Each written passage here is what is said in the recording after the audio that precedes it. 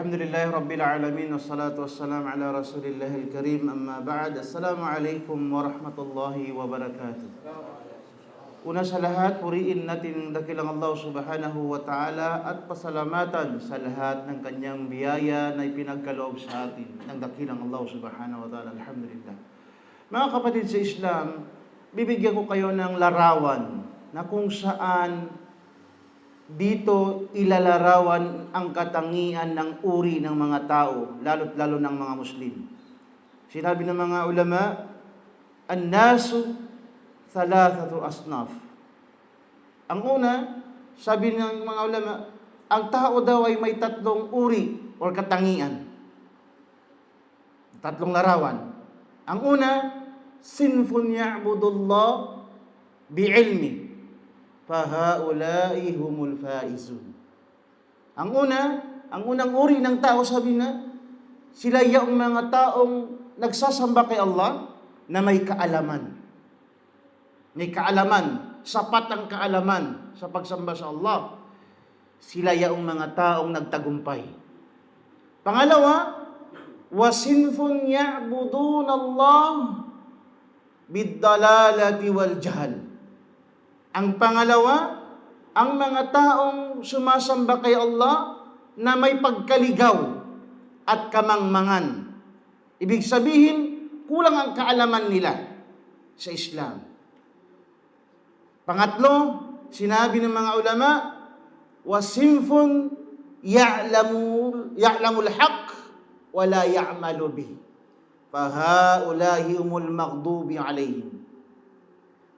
Ang pangatlo daw, yung mga taong alam nila ang katotohanan, ngunit hindi nila isinapamuhay. Sila yung mga taong kinapuputan ng Allah subhanahu wa ta'ala, kinakagalitan ng mga Allah subhanahu wa ta'ala. Kaya mga kapatid sa Islam, tanungin mo ang sarili mo, nasaan ka sa mga tatlong bagay na yon sa mga tao? Kung napagtanto mo na ikaw ay nasa una, alhamdulillah. Ngunit kung ikaw ay nasa pangalawa at pangatlo, ikaw ay magbalik loob at magtawbah sa Allah subhanahu wa ta'ala. Dahil ang pag-aaral sa Islam, ito ay napakalaki o makakamit natin ang kabutihan at kainaman, habag ng Allah subhanahu wa ta'ala. Kaya magandang balita sa mga taong na nagsasaliksik ng kaalaman sa Islam. Dahil pinili siya ng Allah subhanahu wa ta'ala na magkaroon ng ilm. Sinabi ng propeta sallallahu alaihi wasallam, man yuridillah bihi khairan yufaqihu fid din. Sinabi ng propeta Muhammad sallallahu alaihi wasallam, kung naisin ng Allah ang kabutihan sa kanyang alipin, ipapaunawa niya ang din, ang Islam. Kaya pinili ka ng Allah at nakapag-aral ka, sa pamuhay mo ang pag-aaral sa Islam, magpasalamat ka sa Allah. Milyong-milyong tao, isa ka sa mga pinili na mag-aral at magsapamuhay ng katuruan ng Islam.